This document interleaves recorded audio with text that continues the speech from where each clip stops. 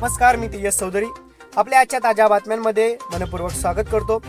चला तर पाहूया देश विदेशातील आणि स्थानीय पातळीवरील आजच्या ठळक घडामोडी. सुरुवात करूया आंतरराष्ट्रीय बातम्यांपासून.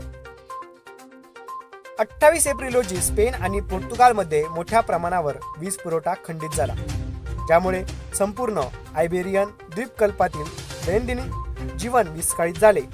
या ब्लॅकआउटमुळे माद्रिद, बार्सिलोना आणि लिस्बन सारख्या प्रमुख शहरातील सार्वजनिक वाहतूक, आरोग्य सेवा आणि दूरसंचार प्रणाली ठप्प झाल्या. स्पेनने या परिस्थितीत आपत्कालीन स्थिती जाहीर केली असून फ्रान्स आणि मोरोक्को येथून वीज पुरवठा पुनर्संचयित करण्यासाठी मदत घेतली जात आहे. या घटनेमागचे कारण अद्याप स्पष्ट झालेले नाही, परंतु तज्ज्ञांनी हवामानातील असामान्य बदलांचा उल्लेख केला आहे. कनाडामध्ये नुकताच झालेल्या फेडरल निवडणुकीत मार्क कार्नी यांच्या नेतृत्वाखाली लिबरल पक्षाने चौथ्यांदा सत्ता मिळवली आहे. या निवडणुकीत अमेरिकेचे अध्यक्ष डोनाल्ड ट्रम्प यांनी कॅनडावर केलेल्या आर्थिक आणि राजकीय दबावामुळे कॅनडियन नागरिकांमध्ये राष्ट्रवादाची भावना वाढली आणि लिबरल पक्षाला समर्थन मिळाले, असे म्हटले. कार्नी यांनी आपल्या विजयी भाषणात ट्रम्प यांच्या हस्तक्षेपाचा निषेध केला आणि कॅनडाच्या सार्वभौमत्वाचे संरक्षण करण्याची ग्वाही दिली. पॉप फ्रान्सिस यांचे 21 एप्रिल रोजी निधन झाले असून त्यांच्यावर 26 एप्रिल रोजी अंतिम संस्कार करण्यात आले. नवीन पॉप निवडण्यासाठी 7 मे पासून व्हॅटिकनमध्ये कॉन्क्लेव्ह सुरू होणार आहे. या प्रक्रियेत दोषी ठरलेले कार्डिनल ॲंजेलो बेंचू सहभागी होणार नाही, ज्यामुळे कार्डिनल पिएत्रो पॅरोलिन यांच्या संधीवर परिणाम होऊ शकतो.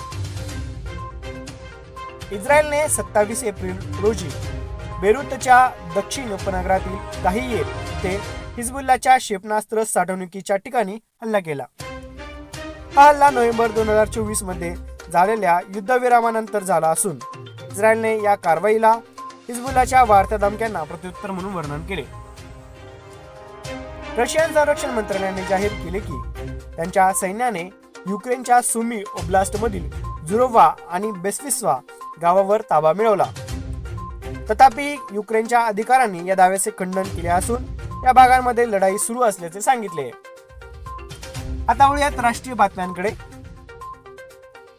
जम्मू काश्मीरच्या पहलगावमध्ये 23 एप्रिल रोजी झालेल्या दहशतवादी हल्ल्यात 26 पर्यटकांचा मृत्यू झाला.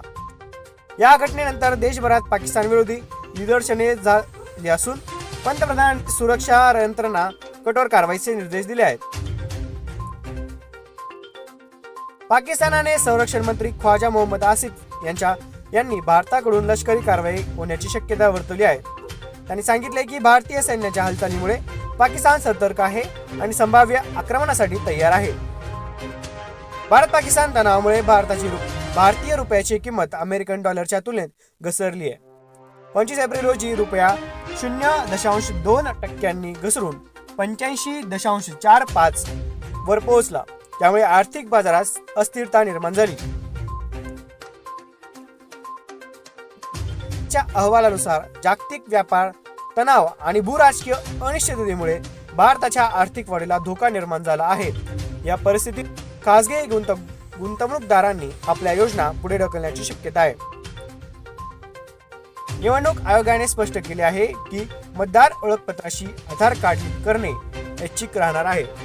या प्रक्रियेत उद्देश निवडणुकीतील यादीतील डुप्लिकेट नोंदी काढून टाकणे आहे.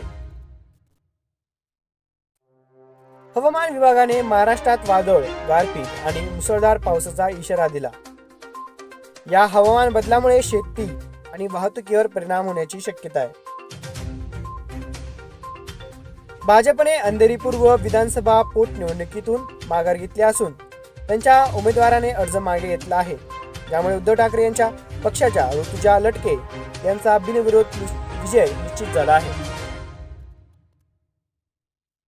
राज्याचे अर्थमंत्री अजित पवार यांनी 2025-26च्या अर्थसंकल्पात कबड्डी, कुस्ती, खो खो आणि इतर पारंपरिक क्रीडा स्पर्धांसाठी अनुदानात वाढ करण्याची घोषणा केली. देवगड तालुका आंबा उत्पादन सहकारी संस्था लिमिटेडने देवगड हापूस आंब्यांना UID कोड देण्याचा निर्णय घेतला आहे, ज्यामुळे बनावट आंब्यांची विक्री रोखली जाईल. माथेरान बचाव संघर्ष समितीने पर्यटकांच्या फसवणुकीविरोधात आंदोलन करत माथेरान हिल स्टेशन बंद करण्याचा निर्णय घेतलाय. स्थानिक प्रशासनाने या समस्येवर लक्ष न दिल्यामुळे हे पाऊल उचलण्यात आले आहे. आता वळूयात स्थानिक बातम्यांकडे.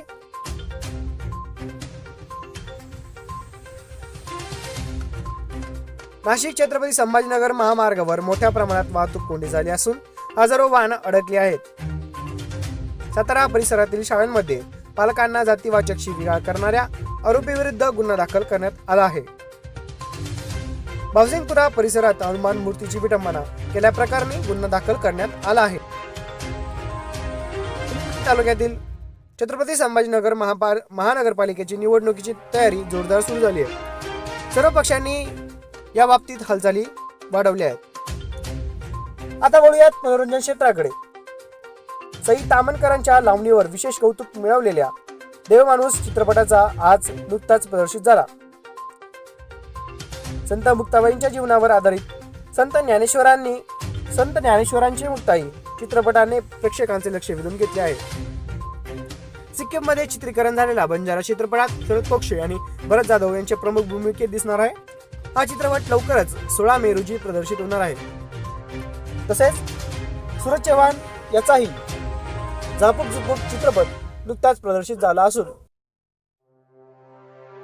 या बाबतीत नेटकऱ्यांनी वेगवेगळ्या प्रतिक्रिया सोशल मीडियावरती दिल्या आहेत. या होत्या आजच्या ठळक बातम्या.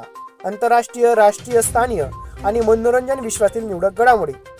पुन्हा भेटूया पुढच्या बुलेटिनमध्ये. तोपर्यंत मी तेजस चौधरी घेतो तुमच्याशी निरोप. धन्यवाद आणि शुभ दिन.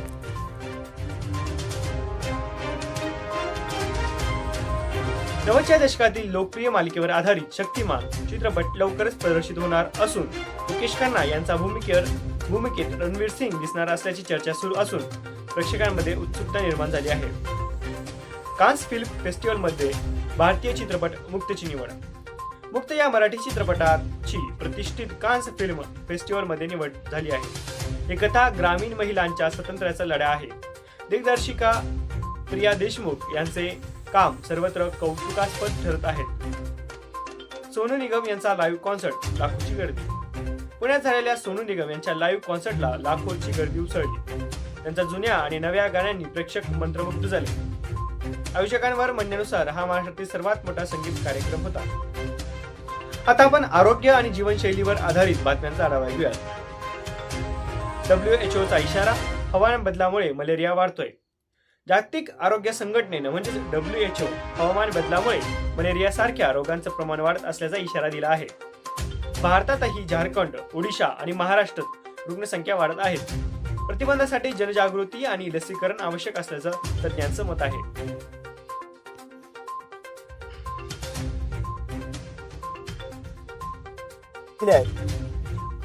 या होत्या आजच्या ठळक बातम्या. आंतरराष्ट्रीय, राष्ट्रीय, स्थानीय आणि मनोरंजन विश्वातील निवडक घडामोडी. पुन्हा भेटूया पुढच्या बुलेटिनमध्ये. तोपर्यंत मी तेजस चौधरी घेतो तुमच्याशी निरोप. धन्यवाद आणि शुभ दिन.